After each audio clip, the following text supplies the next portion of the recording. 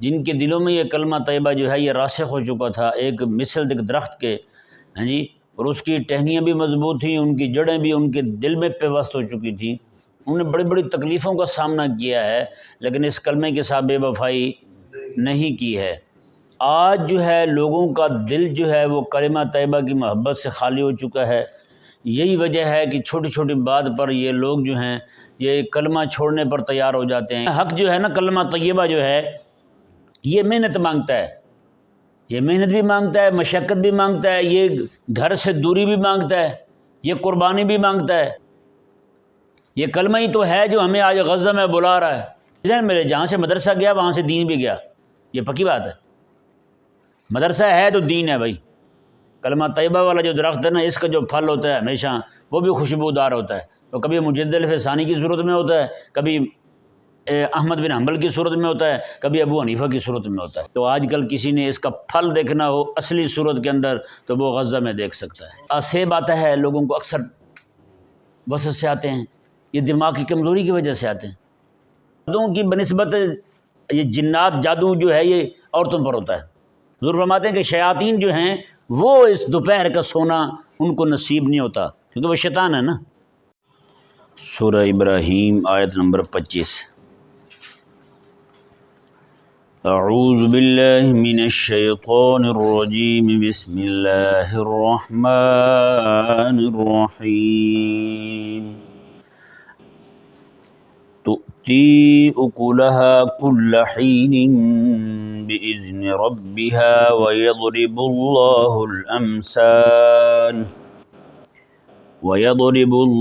الأمثال للناس لعلهم يتذكرون۔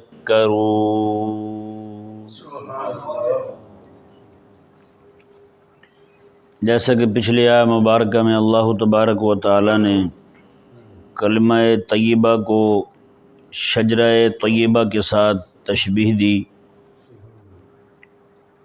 کہ جیسے درخت ہوتا ہے وہ اس کی جڑیں نیچے مضبوط ہوتی ہیں اور اس کی شاخیں آسمان کی طرف بلند ہوتی ہیں، تو بعض اوقات اتنے زور سے طوفان آتے ہیں، لگتا ہے ایسے ہے کہ جیسے یہ ابھی اکھڑ کے پرے جا پڑے گا، لیکن جس درخت میں یہ دو باتیں ہوں وہ درخت سخت طوفانوں میں بھی اپنی جگہ برقرار رہتا ہے۔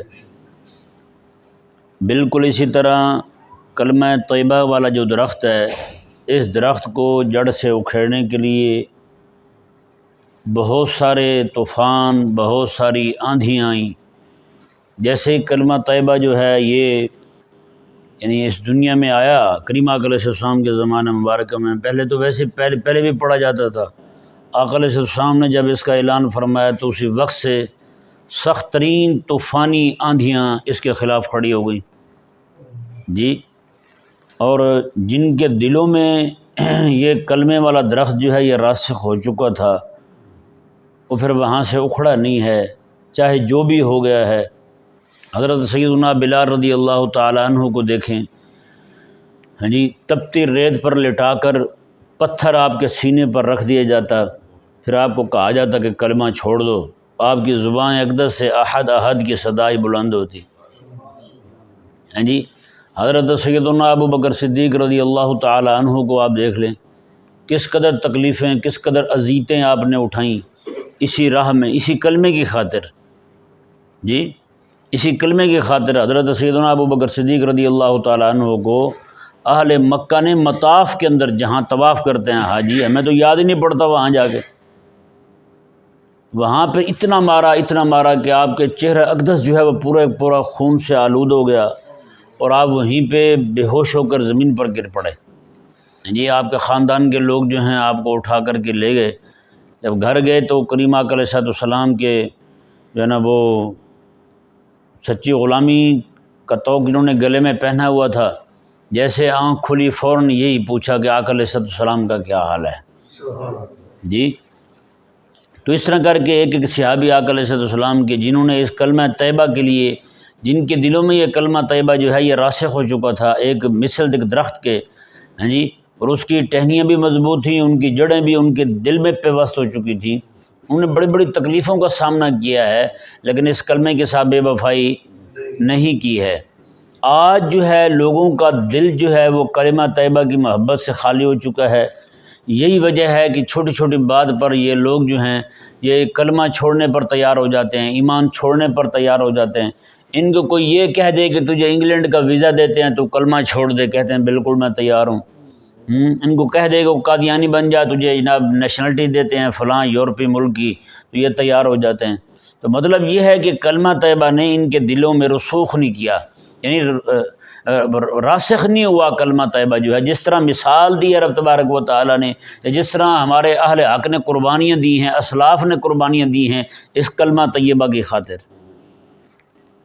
جی یہی حال ہے یا نہیں؟ چھوٹی چھوٹی بات پر اب دیکھیں ان کے دلوں کے اندر کلمہ طیبہ جو ہے وہ راسخ ہوتا، تو جب مسجد سے اللہ اکبر یہ کلمہ ہی تھا، اس کلمے نے بلایا تھا ان کو، تو یہ سن کے آتے نا مسجد میں۔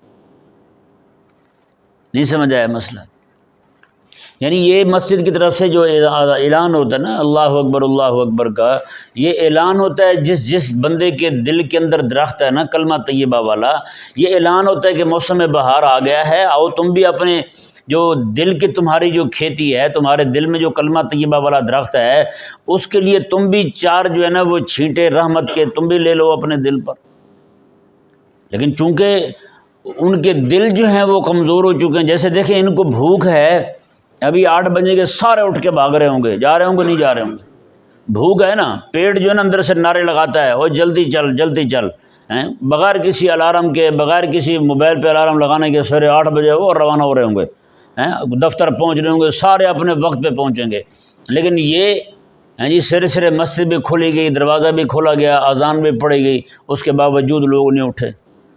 تو مطلب یہی ہے کہ ان کے دل کی جو کھیتی ہے نا وہ کملا چکی ہے، یا اس کی دل کی جو کھیتی تھی اس میں جو کلمہ طیبہ والا درخت تھا اس کے ارد گرد جو ہے وہ گندی بوٹیاں اگائی ہیں بہت زیادہ، وہ گندی بوٹیاں جو ہیں وہ حاوی اور غالب ہو چکی ہیں، وہ جناب اس درخت تک اللہ تبارک و تعالیٰ کی طرف سے رحمت کے چھینٹے جانے ہی نہیں دیتی۔ گندی بوٹیاں اگتی ہیں نہیں اگتی؟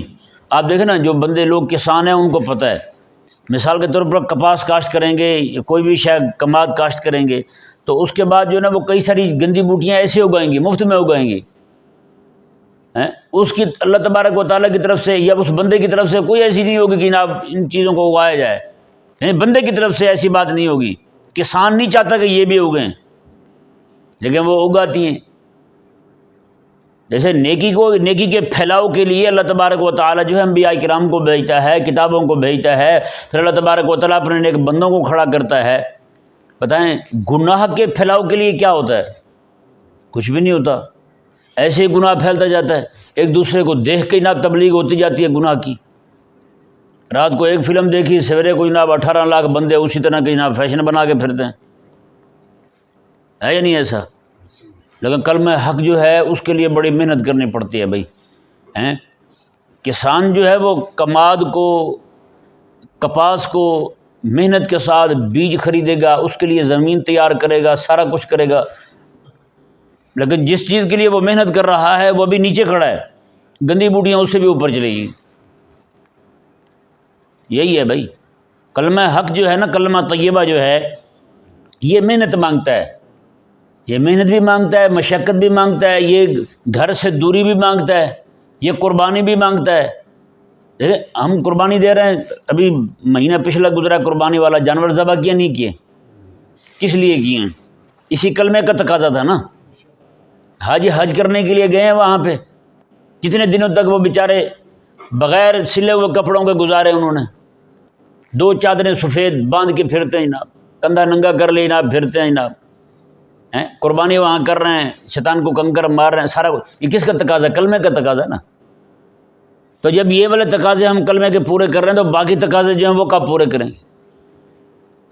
یہ کلمہ ہی تو ہے جو ہمیں آج غزہ میں بلا رہا ہے، غزہ میں طلب کر رہا ہے ہمیں۔ ابھی کل کی بات ہے، وہ لائن میں لگے ہوئے بیچارے کھانا لے رہے تھے، 8 بچوں کو شہید کر دیا انہوں نے گولی مار کے۔ یہ سچی بات ہے، ہم سن کے تو ایسے بالکل نارمل ہو جاتے ہیں، ہمیں تو پتہ ہی نہیں چلتا۔ یہ تو پوچھیں نا ان سے، یہیں پہ کسی سے پوچھ لیں جس کا بچہ تھوڑا سا گم جائے، آنکھوں سے اوجھل ہو جائے، نظر نہ آ رہا ہو، تو پھر پوچھیں اس پہ کیا گزرتی ہے۔ تو بتائیں جو لوگ جو ہے نا ایک ایک دن میں اپنے اپنے 8-8 10 بچے اکٹھے دفن کر رہے ہیں، ان کے ساتھ کیا گزرتی ہوگی؟ تو کلمے نے تو بلایا ہے وہاں پر، جو ہمارا کلمہ، ہمارے کلمے والا جو درخت تھا وہ سرسبز و شاداب بھی نہیں تھا، وہ لہلہاتا کیسے؟ جی اس رحمت کے چھینٹے یہ پاتا کیسے؟ اللہ تبارک و تعالی نے جو یہاں ارشاد فرمایا کہ توتی اکلھا کل حین باذن ربھا ویضرب اللہ الامثال للناس لعلہم یتذکرون، فرمایا کہ اچھا وہ درخت جو ہے اس پر سخت ترین آندھیاں آتی ہیں، طوفانی آندھیاں آتی ہیں کلمہ طیبہ والے درخت پر، اس کلمہ طیبہ کے خلاف ہو جاتے ہیں لوگ، ہاں جی وہ کہاں وہ روس کا انقلاب آپ دیکھیں کس طور پر انہوں نے بدماشیاں کی، مسلمان خواتین کے برقعے نوچ نوچ کے گلیوں میں چوکوں میں آگ لگا دی، انہوں نے گلیوں میں چوکوں میں کھڑے ہو کے آقا علیہ السلام کی گستاخیاں اور بے ادبیاں کیا کرتے تھے، ہاں جی علماء مشائخ مسلمان امیر لوگ جو ہوتے تھے ان کی بیٹیوں کو پکڑ کے باندھ کے ہاں جی جیلوں میں قید کر دیتے تھے، ساری رات قید رہتی، دن کے بعد نکالتے، ان سے مزدوریاں کرواتے، رات کو پھر وہاں قید کر دیتے، یہ والے صرف اور صرف اس لیے کہ ان کو اسلام سے دور کر دیا جائے۔ پھر ہمارے بزرگ جو وہاں بھی بچے کچے لوگ تھے مسلمان، ہیں جی وہاں انہوں نے جناب چھپ چھپا کے غاروں کے اندر جناب بچوں کو جناب فقہ پڑھائی، دین پڑھایا، آج پھر جناب وہاں پہ لوگ جو ہیں مسلمان دکھائی دیتے ہیں، وہاں علماء دکھائی دیتے ہیں۔ آپ ترکی کے اندر دیکھ لیں مصطفیٰ کمال پاشا نے کون سا ظلم نہیں کیا تھا، ہاں جی کون سا الہادی کام تھا جو اس نے نہ کیا ہو؟ اذان پہ پابندی، نماز پہ پابندی، مسجد آنے پہ پابندی، بتائیں۔ ایک بزرگ رحمہ اللہ بھی فوت ہوئے ہیں، وہ فرماتے ہیں 30 سال میں مسجد میں بیٹھ رہا ہوں، ایک بندہ مسجد میں نہیں آیا۔ آپ سوچ سکتے ہیں 30 سال مسجد بھی شہر کی اس طور پہ پابندی تھی، مسجد میں چھپے رہتے تھے وہ۔ تو یہ حالات ہوئے ہیں بھائی، اور اسی طرح کے حالات جو ہیں اب تمام عرب ممالک میں پیدا ہو چکے ہیں، مدارس وہاں سے ختم ہو چکے ہیں، یہ سارے کے سارے وہاں پہ بھی دوسری تعلیم آ گئی ہے۔ یہ ذہن میرے جہاں سے مدرسہ گیا وہاں سے دین بھی گیا، یہ پکی بات ہے۔ مدرسہ ہے تو دین ہے بھائی، مدرسہ گیا تو دین ختم ہو گیا وہاں سے، مطلب مسلمان نہیں رہے وہاں پہ۔ تو یہ درخت جو ہے نا، اس درخت کو اکھیڑنے کے لیے اوپر نیچے ہر طرف سے جناب طوفانی آندھیاں ہیں، اس وقت تو بہت بے تحاشا ہیں، لیکن اللہ تبارک و تعالیٰ کا یہ وعدہ ہے اس درخت نے، اس کلمے نے قیامت تک قائم اور دائم رہنا ہے۔ لگے گا ایسے کہ باطل غالب آ گیا ہے، لگے گا ایسے کہ حق مغلوب ہو گیا ہے، لگے گا ایسے کہ جناب بالکل ختم ہو گیا معاملات، تو بھائی مسلمان سر اٹھا ہی نہیں سکتے، لیکن اللہ تبارک و تعالیٰ پھر انہی کی جماعت سے، منگولوں کی جماعت سے اللہ تبارک و تعالیٰ بندے کھڑے کر دے گا، کعبے کے پاس باں بنا دے گا ان کو، دوبارہ پھر وہی کھڑے، وہ ہلاکو، وہ جناب تتاری سارے بدماش بن کے آئے تھے، ہاں جی 1.6 کروڑ بندے اکیلے بغداد میں قتل کیے انہوں نے، بغداد اور اس کے گرد و نواح میں 1.6 کروڑ لوگ۔ اور پھر ہوا کیا جی، اس نے سب سے پہلے جناب ان کے حکمران کو باہر بلایا، بلا کے پھر علماء کو، محدثین کو، مفسرین کو، قرآن کے حافظوں کو بلایا، سب سے پہلے ان کا قتل کیا، پھر عوام کو قتل کیا۔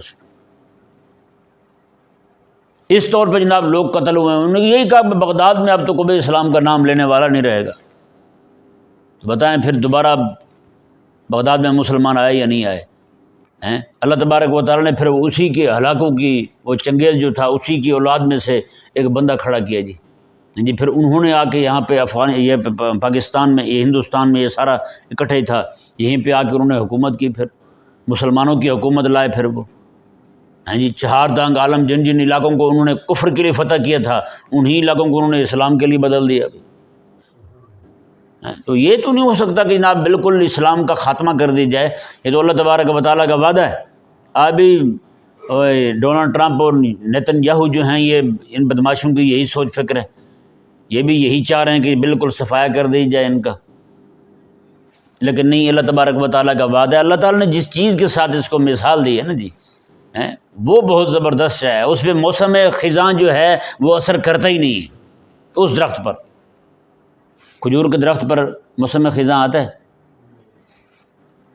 نہیں نہ آتا، تو اللہ آقا علیہ السلام نے بھی مومن کو مثال اسی کے ساتھ دی ہے، کلمہ طیبہ کے ساتھ، یہ مومن کو مثال کھجور کے درخت کے ساتھ دی ہے آقا علیہ السلام۔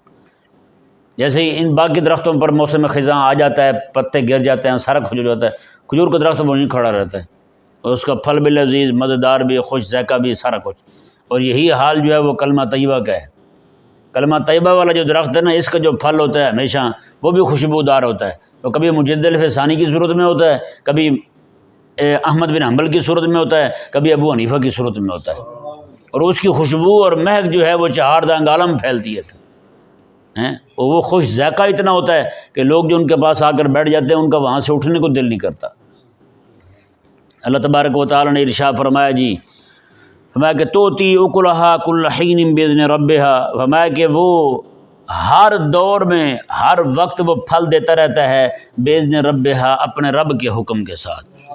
یہ وہ درخت ہے، اس درخت کا پھل جو ہے وہ کسی بھی موسم میں ختم ہوتا نہیں ہے، اور اس کا پھل جو ہے وہ جناب کبھی بدر میں دکھائی دیتا ہے، کبھی احد میں دکھائی دیتا ہے، کبھی تبوک میں دکھائی دیتا ہے، تو کبھی جناب یرموک میں دکھائی دیتا ہے، تو کبھی یمامہ میں دکھائی دیتا ہے۔ تو آج کل کسی نے اس کا پھل دیکھنا ہو اصلی صورت کے اندر تو وہ غزہ میں دیکھ سکتا ہے،